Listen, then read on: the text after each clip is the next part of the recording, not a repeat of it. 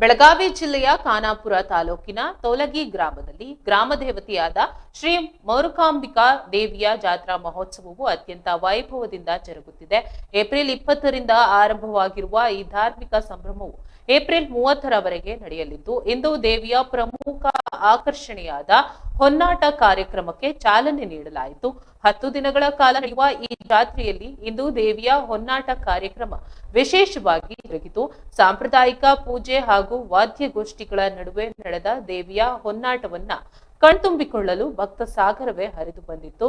ತೋಲಗಿ ಗ್ರಾಮದ ಪ್ರಮುಖ ಬೀದಿಗಳಲ್ಲಿ ದೇವಿಯ ಮೆರವಣಿಗೆ ಸಾಗುತ್ತಿದ್ದಂತೆ ಭಕ್ತರು ಹಣ್ಣು ಕಾಯಿ ಅರ್ಪಿಸಿ ಭಕ್ತಿ ಸಮರ್ಪಿಸಿದ್ದಾರೆ. ಜಾತ್ರೆಯ ಅಂಗವಾಗಿ ಗ್ರಾಮದಲ್ಲಿ ವಿವಿಧ ಸಾಂಸ್ಕೃತಿಕ ಕಾರ್ಯಕ್ರಮಗಳನ್ನ ಹಮ್ಮಿಕೊಳ್ಳಲಾಗಿದೆ.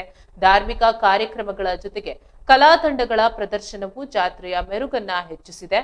ಸುತ್ತಮುತ್ತಲಿನ ಹಳ್ಳಿಗಳಿಂದ ಸಾವಿರಾರು ಭಕ್ತರು ಆಗಮಿಸುತ್ತಿದ್ದು, ಇಡೀ ತೋಲಗಿ ಗ್ರಾಮದಲ್ಲಿ ಹಬ್ಬದ ವಾತಾವರಣ ಮನೆ ಮಾಡಿದೆ.